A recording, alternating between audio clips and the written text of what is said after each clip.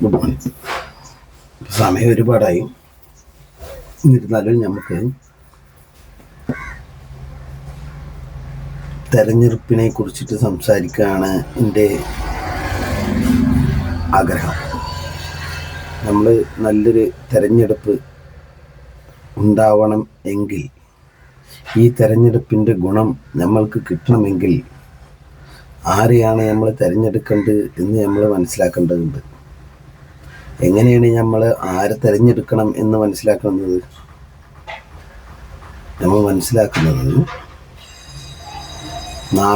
നാളെ നിങ്ങളുടെ മക്കൾ വളർന്നു വരികയാണ് അല്ലേ? ഈ വളരുന്ന കുട്ടികൾ അടുത്ത സമൂഹത്തിന് പോകണം. ഈ സമൂഹം നന്നായി വന്നു കഴിഞ്ഞാൽ മാത്രമാണ് നമ്മുടെ കുട്ടികൾ നന്നാകുക. അല്ലാണ്ട് ബാക്കിയുള്ളതൊക്കെ കേടും നമ്മളെ മക്കൾ മാത്രം നന്നാവുന്നില്ല. നമ്മൾ സമൂഹത്തിന് നന്നാക്കാൻ ശ്രമിക്കുമ്പോൾ മാത്രമാണ് നമ്മളെ മക്കൾ നന്നാകുക. സമൂഹത്തിന് മാറ്റം ഉണ്ടാകാൻ നമ്മൾ ശ്രമിക്കണം, പരമാവധി ശ്രമിക്കണം. അത് നമ്മളെ കഴിവിൻ്റെ ഏതറ്റം വരെയാണെങ്കിലും അത്ര അറ്റം പോയിട്ട് നമ്മൾ ശ്രമിക്കണം. അപ്പോൾ അതിൻ്റെ എഫക്റ്റ് നമ്മളെ മക്കളിൽ കാണും. നമ്മളെ മക്കൾ മാത്രം നന്നായി മതി, ബാക്കിയുള്ളവരൊക്കെ നശിക്കട്ടെ എന്ന് വിചാരിക്കണവരെ മക്കളൊക്കെ നശിക്കും. നിങ്ങൾ മറ്റുള്ളവൻ നന്നാവട്ടെ എന്ന് വിചാരിക്കുമ്പോൾ മാത്രമുള്ളൂ നിങ്ങളെ മക്കൾ നന്നാവുക.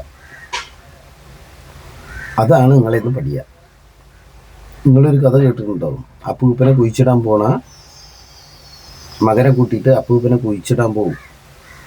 അപ്പോൾ മകൻ ഒരു കുഴി കുത്തുമ്പോൾ ഇത് എന്തിനാന്ന് ചോദിക്കും. നിങ്ങൾക്ക് വയസ്സാകുമ്പോൾ നിങ്ങളെ കുഴിച്ചിട്ടാനാന്ന് പറഞ്ഞില്ലേ? അതേപോലെയാണ് ഇത്. നിങ്ങളെ മക്കളെ മാത്രം നോക്കിയാൽ പോരാ, സമൂഹത്തിനെ നിങ്ങൾ എന്തായാലും നോക്കണം. സമൂഹത്തിനെ നോക്കുമ്പോൾ നിങ്ങളെ മക്കളെ വഞ്ചിക്കാൻ പഠിപ്പിച്ചു, അല്ലെങ്കിൽ പറ്റിക്കാൻ പഠിപ്പിച്ചു എന്ന് വിചാരിച്ചോ. ആ മകൻ ആരെയാണ് ആദ്യം വഞ്ചിക്കുക എന്നറിയോ? നിങ്ങളെ തന്നെ. നിങ്ങളെയാണ് വഞ്ചിച്ചവൻ തുടങ്ങുക. അവിടെ നിന്നാണ് അവൻ കരുണയില്ലാത്തവനും ദയയില്ലാത്തവനും ആയി മാറുക. ദയ, കരുണ, കാരുണ്യം ഇതൊന്നും ഇല്ലാത്തവനായി മാറുക. നിങ്ങൾ ഒരാളെ വഞ്ചിക്കുമ്പോൾ അവൻ കണ്ടു കഴിഞ്ഞാൽ, അല്ലെങ്കിൽ അവനെ കൂട്ടിയിട്ട് ചെയ്താൽ, അല്ലെങ്കിൽ അവന് പഠിപ്പിച്ചാൽ, ഒരാളെ സ്നേഹിക്കരുത്, ഒരാളെയും മറ്റുള്ളവരൊക്കെ ക്രിമിനലുകളാണ്, ഓരൊക്കെ ശ്രദ്ധിക്കണം എന്നൊക്കെ പറഞ്ഞ് പഠിപ്പിക്കുമ്പോൾ ഏത് അപ്പൻ്റെ മകനായാലും ആദ്യം വഞ്ചിക്കുക വീട്ടിൽ നിന്ന് വഞ്ചിച്ചിട്ടേ മറ്റുള്ളവരെ വഞ്ചിക്കുള്ളൂ. അതാണ് അതിൻ്റെ സത്യം. അപ്പോൾ നമ്മൾ വഞ്ചിക്കാനല്ല പഠിപ്പിക്കേണ്ടത്, സ്നേഹിക്കാനും പഠിപ്പിക്കണം. അതേപോലെ ഇപ്പം നമ്മുടെ ഈ വോട്ടുകാലമാണ്. വോട്ടുകാലത്ത് നമ്മൾ ആർക്ക് വോട്ട് ചെയ്യണം എന്നൊക്കെ നമ്മൾ ചിന്തിക്കണം. നിങ്ങൾക്ക് ചിലപ്പോൾ നിങ്ങൾക്കൊരു എന്തുണ്ടാവില്ല, ഞാൻ അതിനെ വോട്ട് ചെയ്യുള്ളൂ, അല്ലെങ്കിൽ ഞാൻ എന്തിനെ വോട്ട് ചെയ്യുള്ളൂ. എന്തിന് അതിനെ വോട്ട് ചെയ്യണം? എന്താ അതിൻ്റെ ആവശ്യം? അതിന് വോട്ട് ചെയ്യണ്ട. സമൂഹത്തിൻ്റെ ഗുണം അത് നിങ്ങളുടെ മക്കളുടെ ഗുണമാണ്, നമ്മളുടെ ഗുണമാണ്. നമ്മൾ ജീവിച്ചിരുന്നു എന്നുള്ളതിൻ്റെ തെളിവ് നമ്മളെ മക്കളിൽ നമ്മളുടെ DNA ചേർന്നു എന്നുള്ളതാണ്. ആ DNA അതിജീവിക്കണമെങ്കിൽ ആ മക്കൾ ഏറ്റവും മികച്ച രീതിയിൽ വേറൊരു മക്കളുണ്ടാക്കണം.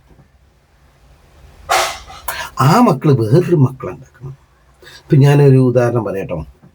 ഇപ്പോൾ പെട്ടെന്ന് ലോകം അവസാനിക്കുകയാണ്.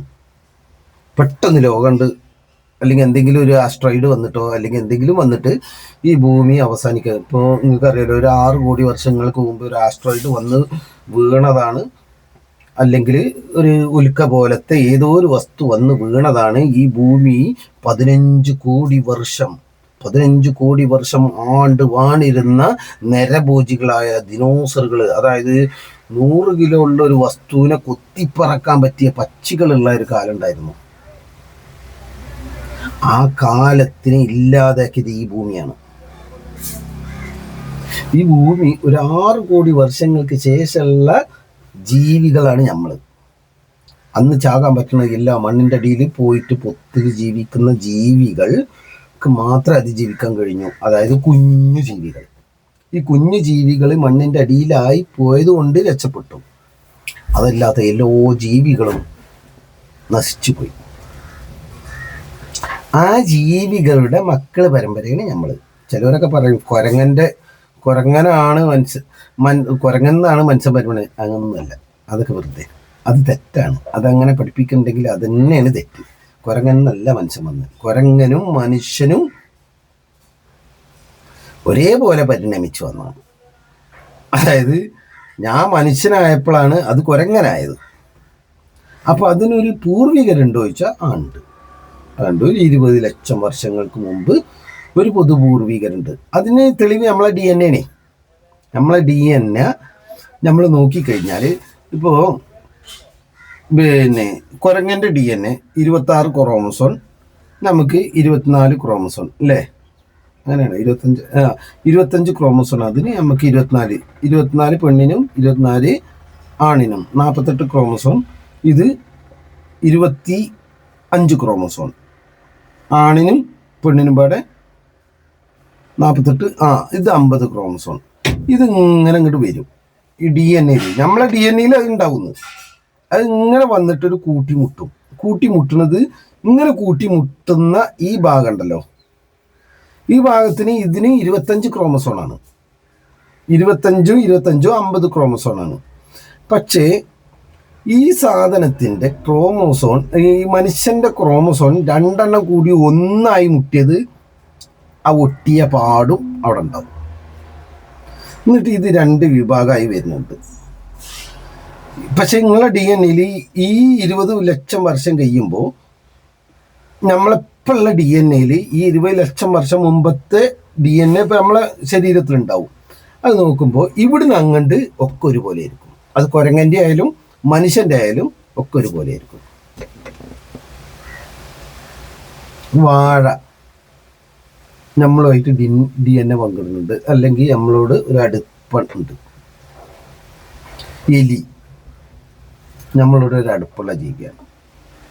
ഇതൊക്കെ നമ്മളോട് അടുപ്പുള്ളതാണ്. ഈ ആനിമൽസൊക്കെ നമ്മളോട് പരമാവധി അടുപ്പുള്ള ജീവികളാണ്. കാരണം ഇതൊക്കെ ഈ ഒരു 6 കോടി വർഷങ്ങൾക്ക് ശേഷം ഉണ്ടായ ജീവികളാണ്. നമ്മളൊക്കെ ഒരു തന്തൻ്റെ അല്ലെങ്കിൽ നമ്മളൊക്കെ ഒരു ജീവിയുടെ DNA ഷെയർ ചെയ്യുന്ന ആൾക്കാർ തന്നെയാണ്. എന്താണ് ജീവിതത്തിൻ്റെ അർത്ഥം എന്ന് വെച്ചാൽ DNA സ്പ്രെഡ് ചെയ്യുക എന്നുള്ളത് തന്നെയാണ് ജീവിതത്തിൻ്റെ അർത്ഥം. ഞാൻ മാത്രം ജീവിച്ചിരിക്കുക, ഞാൻ മാത്രം ജീവിച്ചിരുന്നിട്ട് ഈ ലോകാവസാനം വരെ തന്നെ എൻ്റെ ഈ ബുദ്ധിയും എൻ്റെ ഈ ചിന്തയും എൻ്റെ ഇത് മാത്രം മതിയോ? അല്ല, മാറ്റം വേണം. പക്ഷെ ഈ മരിക്കുന്നുണ്ടോ? ഞാൻ മരിക്കുന്നുണ്ടോ? ഇല്ല. നമ്മളെ DNA എവിടെ ഉണ്ട്? നമ്മളെ മക്കളിലൂടെ പോകും. ആ മക്കൾ എൻ്റെ DNA അവിടെ രേഖപ്പെടുത്തി ഉണ്ട്. നിങ്ങളെ ജീവിതകാലത്തിൻ്റെ തുടക്കം മുതൽ അവസാനം വരെയുള്ള DNA നമ്മുടെ മേത്തുണ്ട്. നിങ്ങൾക്കൊരു കാര്യം അറിയോ? വാലുണ്ടാകാനുള്ള ജീന് നമ്മളെ മേത്തുണ്ട്. വാലുണ്ടാകാനുള്ള ജീന് നമ്മളെ മേത്തുണ്ട്. നായിൻ്റെ പോലെ കേൾക്കാൻ 40,000 കേൾക്കാനുള്ള കഴിവ് നമുക്കുണ്ട്. ആ ജീന് നമ്മളെ മേത്തുണ്ട്. മ്യൂട്ടാണ്, ഓഫാണ്. വാലുണ്ടാകാനുള്ള ജീന് ഓഫാണ്. അതേപോലെ രോമം ഉണ്ടാകാനുള്ള ജീന് ഓഫാണ്. എന്താ നിങ്ങൾക്ക് ഈ മോല എന്തിനാ നിങ്ങൾക്ക്? ആണുങ്ങൾക്ക് എന്തിനാ മോല? ഇതുപോലെ പറയാം. ഈ മോലയും നമ്മൾ ഉരുകങ്ങളായിരുന്ന കാലത്ത് ഉണ്ട്. നിങ്ങളെന്താ മോല കൊടുത്തിട്ടാ? ഈ മോല അല്ല, പരിണാമം ദോഷമില്ലാത്തത് നിലനിർത്തും. നിങ്ങൾക്ക് ഈ മോല ഉള്ളത് ദോഷമല്ല, ശരീരത്തിന് ദോഷമല്ല, അതുകൊണ്ടത് നിലനിർത്തി. പക്ഷെ നിങ്ങൾക്ക് ഈ മുല കൊണ്ട് ഒരു കാലത്ത് ഗുണങ്ങളുണ്ടായിരുന്നു. നിങ്ങൾ ഈ മുല ഒരു കാലത്ത് ഉപയോഗിച്ചിട്ടുണ്ട്.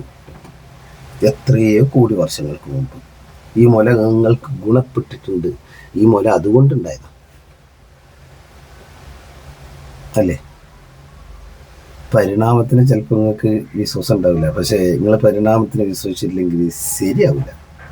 നിങ്ങളിപ്പോൾ ഈ ആധുനിക ചികിത്സകൾ ചെയ്യണില്ലേ, പരിണാമം ശരിയല്ലെങ്കിൽ അത് ശരിയല്ല. നിങ്ങൾക്ക് ഈ കരിജീരകവും മറ്റേ ഇതൊന്നും തിന്നിട്ട് നിങ്ങളെ രോഗം മാറ്റാനല്ലത്. രോഗം മാറ്റാനൊന്നും ആർക്കും കഴിവില്ല. രോഗം മാറ്റേണ്ടതൊക്കെ ശരീരമാണ്. നമ്മളെ തലച്ചോറ് നമുക്ക് മുൻകാലത്ത് വന്ന രോഗങ്ങളെ കോഡ് ചെയ്ത് വെച്ചിട്ടുണ്ട്.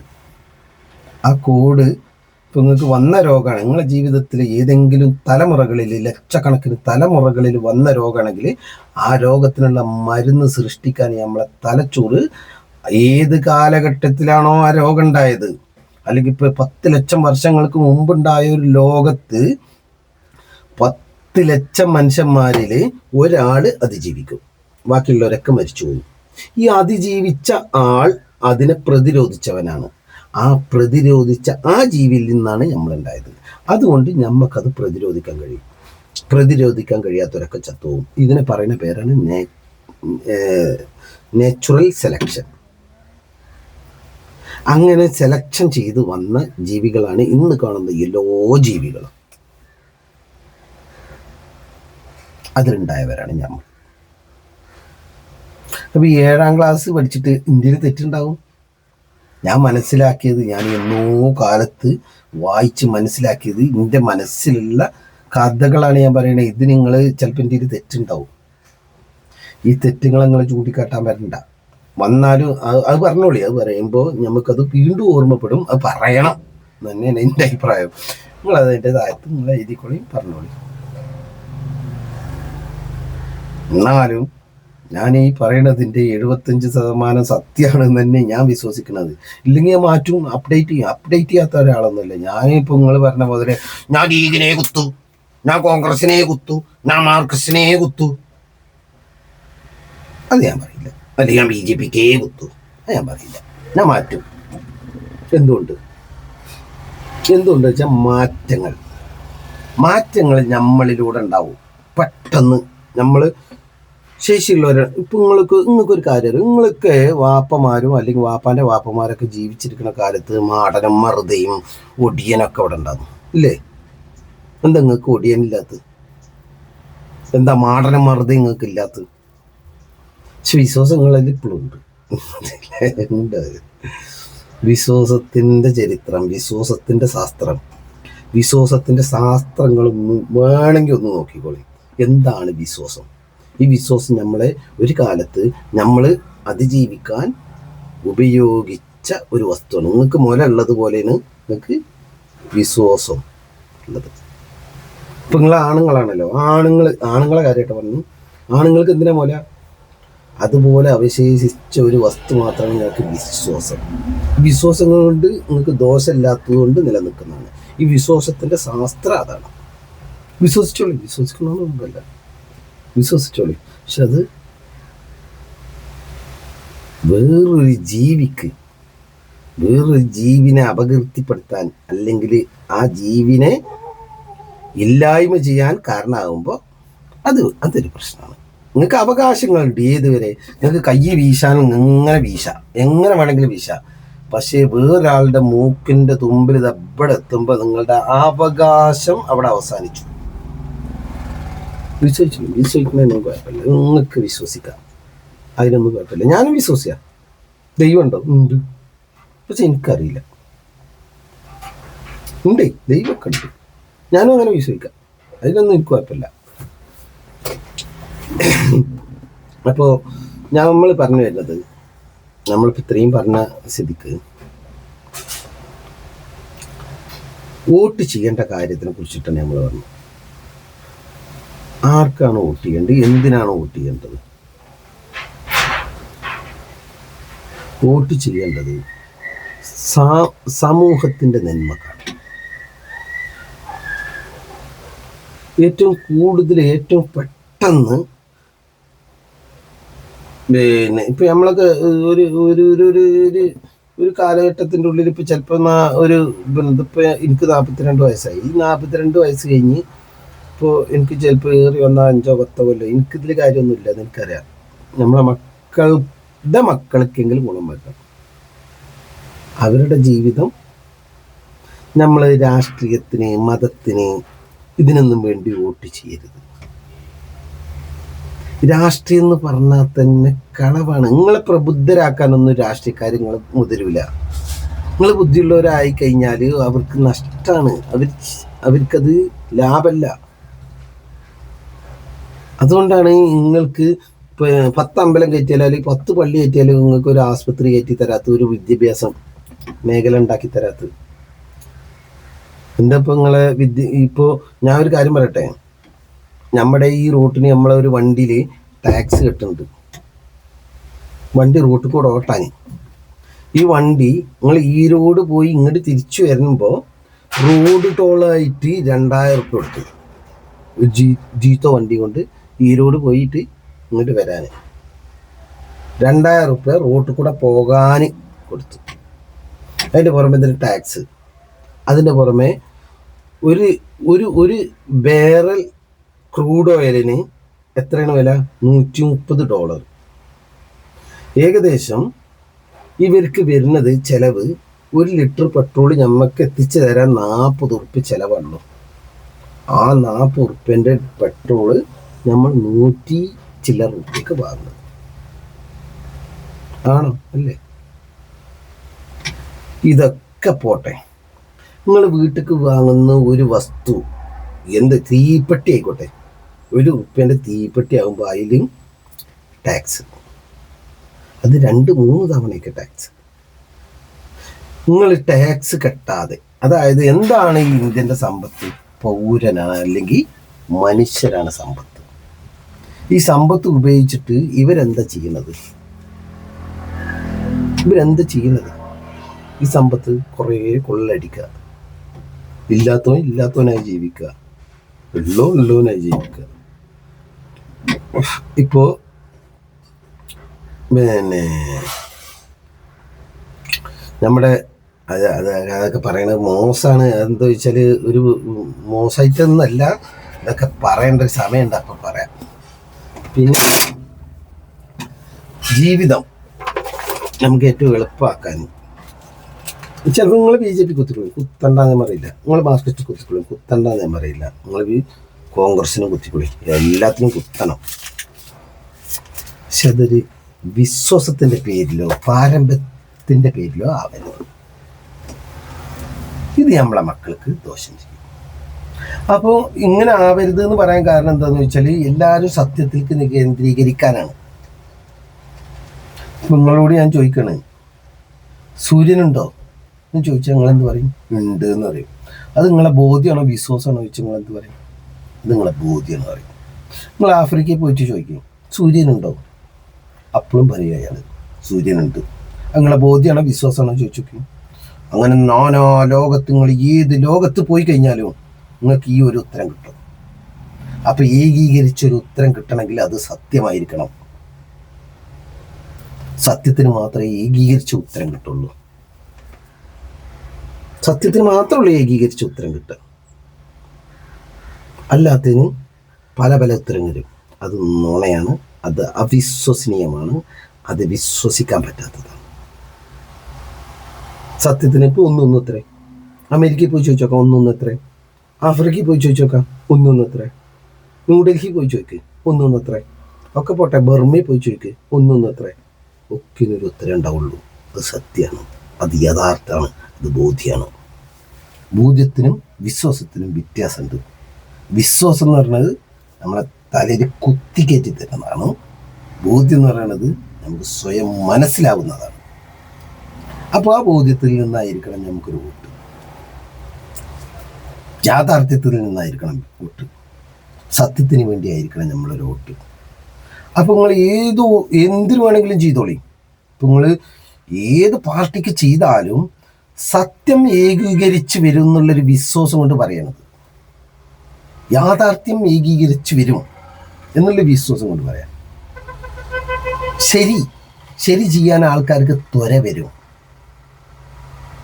പക്ഷെ നിങ്ങളൊരു വർഗത്തിന്, ഒരു പിന്നെന്താ അസത്യത്തിന്, അല്ലെങ്കിൽ നിങ്ങളെ വശീകരിച്ചൊരു പാർട്ടിക്ക് വോട്ട് കൊടുക്കുക എന്ന് പറഞ്ഞാൽ അത് ഞങ്ങളെ നരകത്തിലാക്കണം. അത് ഞങ്ങൾക്ക് നേരെ കാണും. നിങ്ങളാണ് ഭൂരിപക്ഷം, വിഡ്ഢികളാണ് ഭൂരിപക്ഷാലും നമുക്കത് ദോഷം ചെയ്യാം. ഇപ്പം നിങ്ങളൊരു കാര്യം ആലോചിക്കുമോ? അതായത് 800 കോടി ജനങ്ങൾ ഈ ലോകത്തുണ്ട്. 800 കോടി ജനങ്ങൾ.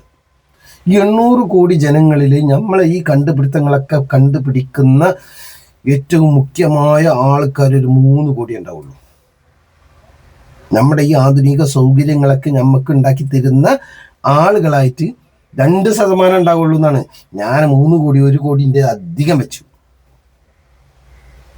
ഒരൊറ്റ ദിവസം കൊണ്ട് മരിച്ചാൽ, ഒറ്റ ദിവസം കൊണ്ട് ഇല്ലാതായാൽ നിങ്ങളെപ്പോഴും കാളവണ്ടി യോഗത്തിലായിരിക്കും. എനിക്ക് ബുദ്ധിയൊന്നുമില്ല. എനിക്കൊരു കാർ ഉണ്ടാക്കാൻ പറ്റുമോ? ഒരു കമ്പ്യൂട്ടർ ഉണ്ടാക്കാൻ എനിക്ക് കഴിയോ? എനിക്ക് പറ്റില്ല. നമ്മളൊക്കെ അപ്പോൾ ദുർലഭമായ നെഗ്ലിജിബിളായ കുറച്ച് ആൾക്കാരുടെ ശക്തിയും കഴിവുമാണ് നമ്മൾ ഉപയോഗിച്ചിട്ട് നമ്മൾ വീമ്പ് പറയുന്നത് മനുഷ്യൻ വലിയ സാധനമാണ്. ഇല്ല, മനുഷ്യൻ വലിയ സാധനമാകാൻ ചാൻസ് ഇല്ല. കാരണം എന്താ വെച്ചാൽ 15 കോടി വർഷമായി ഈ ലോകത്തിലെ ഏറ്റവും വലിയ ജീവികൾ, ഏറ്റവും ശക്തമായ ജീവികൾ ഈ 15 കോടി വർഷം ഇവിടെ അതിജീവിച്ചിട്ടുണ്ട്. 15 കോടി എന്ന് പറഞ്ഞാൽ ചില്ലറയല്ല, 15 കോടി വർഷം. അതുപോലെയൊക്കെ ഒറ്റ ഉന്മൂലന അതൊക്കെ ഉണ്ട് എന്ന് അറിയണമെങ്കിൽ നിങ്ങൾക്ക് ഇപ്പോഴും ലണ്ടൻ മ്യൂസിയത്തിൽ നിങ്ങൾക്ക് അതിൻ്റെ ഫോസിലുകൾ കിട്ടും. ഇപ്പോഴും നിങ്ങളെ പാറകൾ കുത്തിപ്പൊളിക്കുമ്പോൾ നിങ്ങൾക്ക് ഫോസിലുകൾ കിട്ടും. ആ ഫോസിലുകൾ ഒരു കാലത്ത് ജീവിച്ചിരിക്കുന്നുണ്ട് എന്നുള്ളതിൻ്റെ തെളിവാണ്. ഇപ്പം നിങ്ങളൊക്കെ വിചാരിക്കും ഒരു കാര്യം, നമ്മൾ ഹോമോസാപ്പിയൻസ് മാത്രമാണ് മനുഷ്യന്മാരായിട്ട് ഇവിടെ ഉണ്ട് എന്ന് നിങ്ങൾ വിചാരിക്കുന്നത് തെറ്റാണ്. അല്ല, കുരങ്ങന്മാർ ഏതൊക്കെ രീതിയിലുണ്ടായിരുന്നോ ആ രീതിയിലൊക്കെ മനുഷ്യന്മാർ ഇവിടെ ഉണ്ടായിരുന്നു. ആ മനുഷ്യന്മാരൊക്കെ കൊന്നൊടുക്കി വന്നതാണ് ഹോമോസാപ്പിയൻസ്. 35,000 വർഷം മുമ്പ് തന്നെ നിയാണ്ടർതാൽ മനുഷ്യന്മാരുണ്ട്. നമ്മളേക്കായി CC കൂടിയ ബ്രെയിനുള്ള നിയാണ്ടർതാൽ മനുഷ്യന്മാരുണ്ട്. ബ്രെയിനുള്ള, പക്ഷേ ഒരു സംഘം ചേരാത്തത് കൊണ്ടായിരിക്കാം, പോലെ ഏതെങ്കിലും ഒരു കഴിവുകേട് കൊണ്ടായിരിക്കാം ഹോമോസാപ്പിയൻസിനെ അവർക്ക് തകർക്കാൻ കഴിഞ്ഞില്ല. നമ്മളെല്ലാവരെയും തകർത്തിട്ടും കൊന്നിട്ടും വന്ന ആൾക്കാരാണ്. നമ്മളത്ര നീതിയുള്ളവരൊന്നുമല്ല. നമുക്ക് നീതിയൊക്കെ എപ്പോഴാണ് വേണ്ടി വന്നു? നമുക്ക് നീതിയും സമാധാനമൊക്കെ എപ്പോഴാണ് വേണ്ടി വന്നു? ഈ 2ാം ലോക മഹായുദ്ധം കഴിഞ്ഞപ്പോൾ. ഈ 2ാം ലോക മഹായുദ്ധം കഴിയണത് വരെയും നമ്മൾ തമ്മിൽ തല്ലി ചാകണ ഒരു സൈസ് മൃഗങ്ങൾ തന്നെ. മൃഗങ്ങൾ അങ്ങോട്ടും ഇങ്ങോട്ടും കൊല്ലുക. എന്തിനു വേണ്ടി? ആർക്ക് വേണ്ടിയിട്ട്? കൊല്ലലായിരുന്നു ഒരു പണി. റോമ സാമ്രാജ്യത്തിൻ്റെ തകർച്ച, പിന്നെ ക്രിസ്ത്യാനികളുടെ ഉയർച്ച, ആ കാലഘട്ടത്തിൽ നിങ്ങൾക്ക് അറിയാം. നമ്മൾ പഠിക്കാണ്ട് നമ്മൾ ഗോത്രങ്ങളായ മനുഷ്യന്മാർ എങ്ങനെയാണ് ഒരു ഭൂലോക മനുഷ്യന്മാരായി മാറിയത് അറിയോ? നിങ്ങൾക്ക് ഇപ്പോൾ അമേരിക്കയിൽ പോകാം. ചിലപ്പോൾ ഒരാഴ്ചയും കൊണ്ട് ഒരു 40,000 കിലോമീറ്ററുള്ള ഈ ഭൂമിനെ ചുറ്റി വരാൻ നിങ്ങൾക്ക് ഇപ്പോൾ ഏകദേശം ഏറി വന്ന ഒരു 4-5 ദിവസം. 40,000 കിലോമീറ്റർ ചുറ്റളവുള്ള ഈ ഭൂമിനെ ചുറ്റി വരാൻ. നമ്മളുടെ ഭൂമിൻ്റെ വ്യാസം 12,000 കിലോമീറ്ററാണ്. ഒരു തലക്കുന്ന് ഒരു തലക്ക് എത്താൻ, അതായത് ഉത്തര ധ്രുവത്തിൽ നിന്ന് ദക്ഷിണ ധ്രുവത്തിലേക്ക് എത്താൻ 12,000 കിലോമീറ്റർ ഉണ്ടാവും. അപ്പോൾ ഇങ്ങനെ ചുറ്റി വരാൻ 40,000 കിലോമീറ്റർ. അത്രേ ഉള്ളൂ. നിങ്ങൾക്കൊരു കാര്യം അറിയാം? അത് വേണ്ട, ഞാൻ പറയുന്നില്ല. എന്താ വെച്ചാൽ അത് എൻ്റെ ഒരു അവസരം തരും, അപ്പോൾ പറയാം. നമ്മൾ വോട്ടിൻ്റെ കാര്യം പറയാം. വോട്ട് അത് നമ്മളുടെ അവകാശമാണ്. ഇപ്പം കിട്ടിയ അവകാശങ്ങളുടെ നമുക്ക് മുതലാക്കാനുള്ളൊരു ഇതാണ്. ഈ ജനപ്രതിനിധി എന്തായിരിക്കണമെന്ന് നമ്മളെ വോട്ടിലൂടെയാണ് നമുക്ക് പോലും മനസ്സിലാക്കി കൊടുക്കേണ്ടത്. അപ്പോൾ തോന വോട്ട് കിട്ടാൻ ജനപ്രതിനിധികൾ ഏറ്റവും കൂടുതൽ നന്മ ചെയ്യേണ്ടി വരും. അല്ലാത്തവർക്ക് വോട്ട് കിട്ടൂല എന്നുള്ള ബോധം വരും. അപ്പോൾ നമ്മൾ യഥാർത്ഥത്തിനും സത്യത്തിനും വോട്ട് കൊടുക്കുക. അത് നിങ്ങളെ മനസ്സിൽ ഏതായിരിക്കും സത്യം എന്ന് നമുക്കറിയില്ല. പക്ഷേ ആ സത്യത്തിന് അത് നിങ്ങൾ ഏതിന് കൊടുത്തോളി. സ്വതന്ത്രനാണോ, കോൺഗ്രസ് ആണോ, BJP ആണോ, മാർക്സിസ്റ്റ് ആണോ, നിങ്ങളെ സത്യത്തിന് നിങ്ങൾക്ക് ബോധ്യമുള്ള ഒരു സത്യം ഉണ്ടാവുമല്ലോ, ആ സത്യത്തിൽ നിങ്ങൾ കൊടുക്കുക. പക്ഷേ നിങ്ങളെ മക്കള് ജനിച്ചു വരുന്നുണ്ട്. ഇവർക്ക് ഈ ലോകത്ത് ഉണ്ടാകാൻ പോണ നേട്ടം, ദോഷം, ആ ദോഷത്തിനായിരിക്കരുത് ഇന്ന് കൊടുക്കുന്ന നമ്മളെ വോട്ട്. ഇപ്പോൾ ഈ കോൺഗ്രസിനൊക്കെ ഒരു നല്ലൊരു നേതൃത്വം അല്ലാന്ന് എനിക്ക് തോന്നിയിട്ടുണ്ട് കേട്ടോ. ഇന്ന് എനിക്ക് മാർക്സിസ്റ്റിന് വോട്ട് കൊടുക്കാൻ തോന്നുന്നില്ല. കാരണം 20 കൊല്ലമൊന്നും ഒരു പാർട്ടി ഭരിക്കേണ്ട കാര്യമല്ല എന്ന് വിചാരിക്കുന്ന ആളാണ് ഞാൻ. അല്ല 10 കൊല്ലം മാറി മാറി കുത്തേണ്ട ആൾക്കാർ തന്നെയാണ്. പക്ഷേ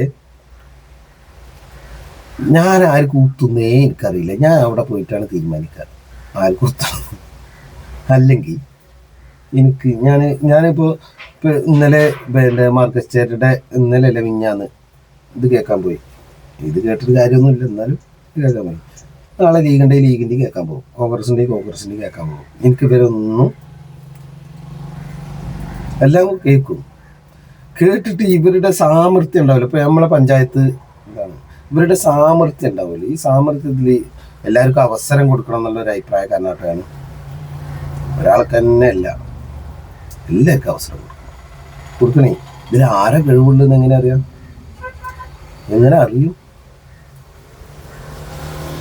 ഈ അരിസ്റ്റോട്ടിലിന്റെ കാലത്തിന്റെ മുമ്പ് തന്നെ ഭൂമിനെ അളന്ന ആൾക്കാരുണ്ട്. 4000 വർഷങ്ങൾക്ക് മുമ്പ് ഭൂമിനെ അളന്ന ആൾക്കാരുണ്ട്.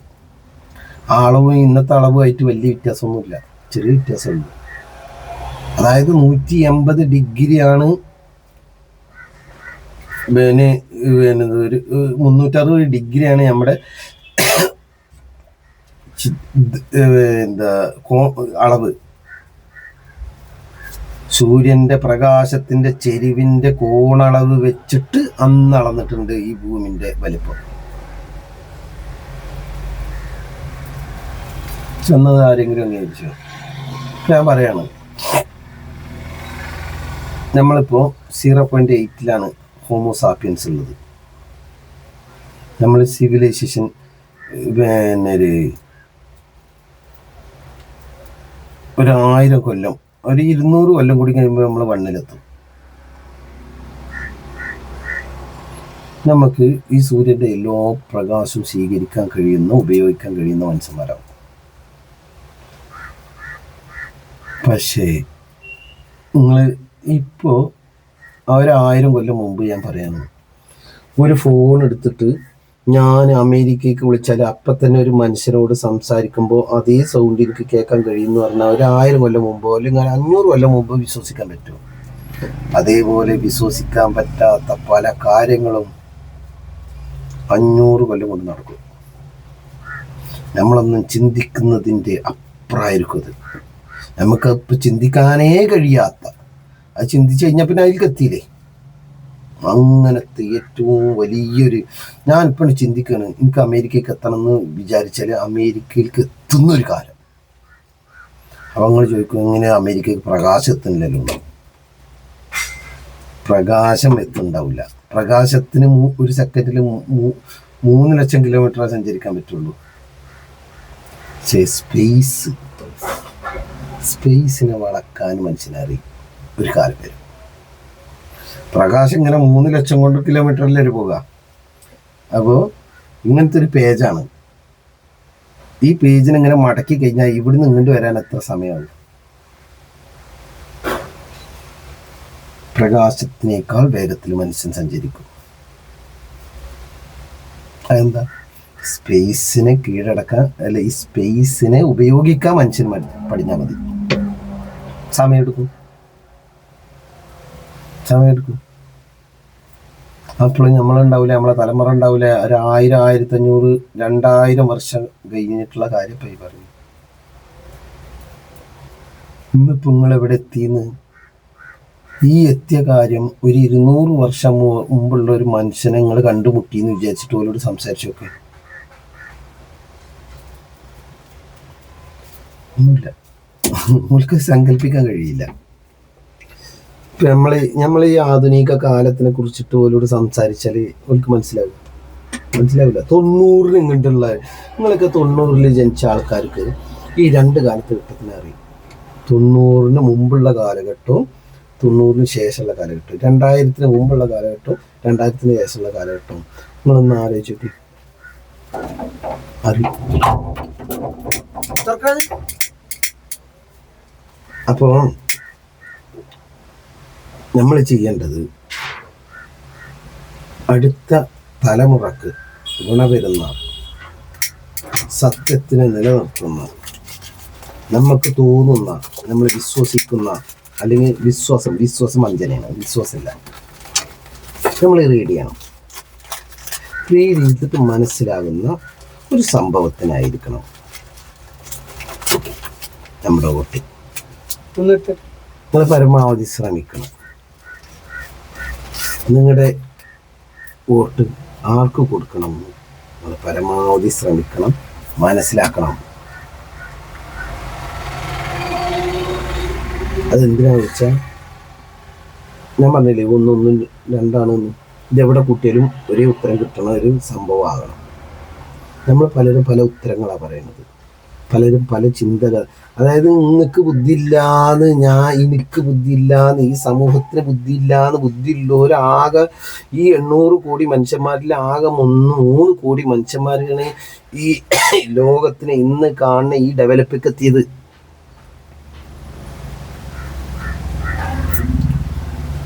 ഇപ്പോ നമ്മൾ ഈ ബുദ്ധി ഉണ്ട് എന്ന് അഹങ്കരിക്കുന്ന നമ്മളില്ലേ, നമ്മളൊന്നുമല്ല നമ്മളങ്ങനെ ആക്കിയത്. ബൾബ് കണ്ടുപിടിച്ച നിങ്ങളേതെങ്കിലും ആളാ? അല്ലെങ്കിൽ നിങ്ങൾ ഈ സമൂഹത്തിന് ഗുണം വരുന്ന ഒക്കെ സ്വാർത്ഥരാണ്. സമൂഹത്തിന് ഗുണം വരുന്ന എന്ത് ചെയ്തിട്ടുണ്ട്? നമുക്ക് ചെയ്യാൻ പറ്റില്ല. നമ്മൾ ജീവിക്കാൻ മരിക്കുക, അത്രേ ഉള്ളൂ. നമ്മളെ റോൾ അതേ ഉള്ളൂ. അതിൽ നമുക്ക് എങ്ങനെയെങ്കിലും പരമാവധി എന്തെങ്കിലുമൊക്കെ നമ്മളെ ബുദ്ധി വെച്ച് ചെയ്യാൻ പറ്റുന്നത് ചെയ്യുക. പിന്നെ ഗോത്രബോധം, വിശ്വാസം, ഗോത്രബോധം.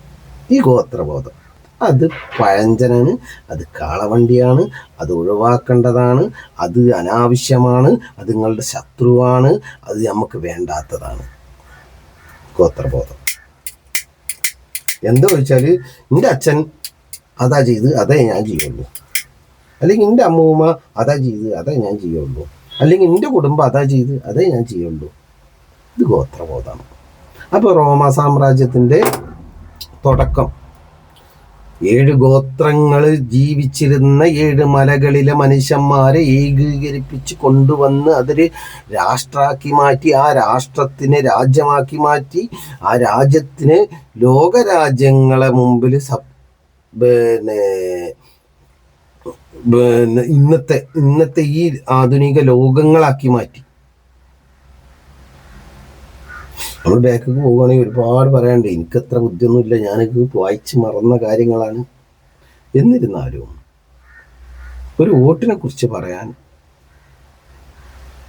നമ്മൾ ചെയ്യേണ്ട, സമൂഹത്തിനോട് ചെയ്യുന്ന സത്യമായിരിക്കണത്. നമ്മൾ പൈസക്ക് വേണ്ടി വോട്ട് ചെയ്യരുത്. എന്തിനാണ് നമ്മൾ പൈസക്ക് വോട്ട് ചെയ്യുന്നത്? അത് നിങ്ങളെ മക്കളെ നശിപ്പിക്കുന്നതാണ്, അത് സമൂഹത്തിന് ദോഷമാണ്, അത് രാജ്യത്തിന് ദോഷമാണ്, അത് അസത്യമാണ്. അത് ചെയ്യാൻ പാടില്ല. ആര് പൈസ എന്നാലും വോട്ട് ചെയ്യാൻ പാടില്ല. നിങ്ങളായിരിക്കുക. നിങ്ങളൊരു മനുഷ്യനാണ്, നിങ്ങളൊരു ഒരു ജനപ്രതിനിധി ആകാൻ ശേഷിയുള്ള ഒരാളാണ്, നിങ്ങളൊരു പൗരനാണ്. ആ പൗരൻ്റെ അവകാശത്തിനെ നമ്മൾ എന്ത് ചെയ്യാൻ പാടില്ല? ദുരുപയോഗം ചെയ്യാൻ പാടില്ല. അത് പൈസ അല്ല, എന്ത് തന്നാലും നമ്മളത് മാറാൻ പാടില്ല. നമ്മളൊരു പൗരൻ്റെ അവകാശമാണ്. അത് നിങ്ങൾ വോട്ട് ചെയ്യുന്ന വേണം. വോട്ട് ചെയ്യുന്ന വേണമെന്ന് പറഞ്ഞാൽ നമുക്കിതിൽ താല്പര്യമില്ലാത്തവരൊക്കെ ഉണ്ടാവും. ഒക്കെ കള്ളം വരാണ്. പക്ഷെ കാലം നമ്മളെ സത്യത്തേക്ക് കൊണ്ടുവരും. എങ്ങനെ പോയാലും പുഴ ഒഴുകി കടലിൽ ചേരും. സത്യത്തിൽ ലയിക്കണം, എത്തും. അതുവരെ അത് വളഞ്ഞും കളവിലും ഒക്കെ പോയിട്ട് വരും. കക്കൂസ് കുടി അതിനൊക്കെ പോയിട്ട് വരും. എന്നാലും ഈ കക്കൂസ് വെള്ളം കടലിലെത്തണം. അതാദ്യം തോട്ടിലെത്തണം, തോട്ടിൽ നിന്ന് പുഴയിലെത്തണം, പുഴയിൽ നിന്ന് കടലിലെത്തണം, കടലിൽ നിന്ന് നീരാവിയായി പൊങ്ങണം, പൊങ്ങിയിട്ട് അത് നമ്മളെ മേത്ത് വരും. അത് ഇപ്പോൾ ഈ ലോകം മൊത്തം ഉപ്പ് നിറഞ്ഞൊരു കാലം ഉണ്ടായിരുന്നു. എവിടെ നോക്കിയാലും ഉപ്പ്. മഴ പെയ്ത് ഈ വെള്ളം ആ ഉപ്പിനെ കൊണ്ടുപോയി കടലിലാക്കി കോടിക്കണക്കിന് വർഷം. അങ്ങനെയാണ് കടലിൽ ഉപ്പുണ്ടായത്. ഉപ്പിൻ്റെ ലായനിയൊക്കെ വെള്ളം കൊണ്ടുപോയിട്ടാണ് ഉപ്പിട്ട് ഈ ഭൂമിയിലുള്ള എല്ലാ ഉപ്പിൻ്റെ ലായനിയും അലിച്ചു കൊണ്ടുപോയിട്ട് കടലിലിട്ടത്. അങ്ങനെ കോടിക്കണക്കിന് വർഷം നമ്മളൊക്കെ ഉണ്ടായിട്ട്, നമ്മളെ പൂർവികരുണ്ടായിട്ട് 6 കോടി വർഷം അതിന് മുമ്പുണ്ടാവും. അനിമലായിട്ട് ഉണ്ട്. പക്ഷെ നമ്മുടെ തുടക്കം ഈ ദിനോസറുകളുടെ അവസാനമാണ്. അപ്പോൾ ഒരു തിന്മനെ നശിപ്പിച്ച് നമ്മളൊക്കെ നശിപ്പിക്കും. നമ്മളൊക്കെ എത്ര വളർന്നാലും നമ്മൾ നശിപ്പിക്കും. പ്രകൃതി അങ്ങനെയാണ്. നമ്മൾ എത്ര വളർന്നിട്ട് കാര്യമില്ല, നമ്മളൊക്കെ നശിപ്പിക്കും. ഈ ഭൂമി എല്ലാവരെയും നശിപ്പിക്കും. ഓരോ 25 കോടിയിലും പാഞ്ചിയ ഒരു ഗാലക്സിനെ ഒരു വട്ടം ചുറ്റും. ഇപ്പം നിങ്ങളൊക്കെ വിചാരിക്കുന്നത് പോലെ കാണുന്നതൊക്കെ സത്യമാണോ? കാണുന്ന സത്യം. ഈ ഭൂമി രാവിലെ കിഴക്കുന്ന് പടിഞ്ഞാറോട്ട് പോകണം സൂര്യൻ. അത് സത്യം? നമ്മൾ വിചാരിക്കുന്നത് സത്യമല്ല. ഞാൻ കിഴക്കോട്ട് രാവിലെ വീണ്ടും കിഴക്കോട്ട് നിന്ന് വരുന്നു, പടിഞ്ഞാറോട്ട് അവസാനിക്കുന്നു. സത്യമാണോ? അല്ല. നിശ്ചലമായി നിൽക്കുകയാണ് ഭൂമി. ഞാൻ കാണുമ്പോൾ ഒരാൾക്കില്ല. സത്യമല്ല. ഓരോ മണിക്കൂറിൽ 5000 കിലോമീറ്റർ, എനിക്ക് തെറ്റുണ്ടാവും കേട്ടോ, 5000 കിലോമീറ്റർ വേഗത്തിൽ സ്വയം കറങ്ങിക്കൊണ്ടിരിക്കുന്ന, അതോടൊപ്പം ലക്ഷക്കണക്കിന് കിലോമീറ്റർ വേഗത്തിൽ സൂര്യന് ചുറ്റും കറങ്ങുന്ന, അതോടൊപ്പം ഈ സൗരയുധം തന്നെ ഗാലക്സിനെ അതിൻ്റെക്കായി ഇരട്ടി വേഗത്തിൽ സഞ്ചരിക്കുന്ന വിവിധ തരം സഞ്ചാരങ്ങളുടെ ഉരുളിച്ചൻ്റെ കറക്കത്തിൻ്റെ ഉള്ളിൽ നിന്നിട്ട് നമ്മൾക്കിത് നിശ്ചലമായി തോന്നുന്നുണ്ട്. അപ്പോൾ മാനത്തേക്ക് നോക്കുന്നു, നീല കളർ കാണുന്നു, അത് ആകാശം അല്ല. നമ്മളെ കാഴ്ചകളും സത്യമല്ല, നമ്മൾ മനസ്സിലാക്കിയതും സത്യമല്ല. അപ്പോൾ ഒരു ഏകദേശ സത്യത്തിലേക്ക് നമ്മൾ എത്തും. ഇതിനൊരു ഉൾക്കണ്ണ് മനസ്സിലുണ്ടാവണം, ഉൾക്കാഴ്ച. അപ്പം നിങ്ങൾക്ക് ഈ ഭൂമി ഉരുണ്ടതാണെന്ന് എപ്പോഴപ്പോൾ നിങ്ങൾക്ക് മനസ്സിലായത്? ഈ ഭൂമി ഉരുണ്ടതാന്ന് പറഞ്ഞ ബ്രൂണോനെ എന്താ കാട്ടിയെന്ന് നിങ്ങൾക്കറിയാം? ബ്രൂണോ പറഞ്ഞു ഭൂമി ഉരുണ്ടതാണിത്. അതിന് തെളിവ് പറഞ്ഞുതരാം. ഒരു കടൽക്കരയിൽ നിൽക്കുമ്പോൾ ഒരു കപ്പൽ വരികയാണെങ്കിൽ അതിൻ്റെ കൊടിക്കൂറ മാത്രം ആദ്യം കാണും.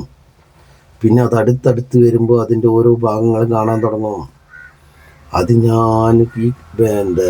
അതൊരു ഉരുണ്ട വസ്തുരത ഉണ്ടാവുകൊണ്ട് പറഞ്ഞു, തെളിവ് പറഞ്ഞു. അതേപോലെ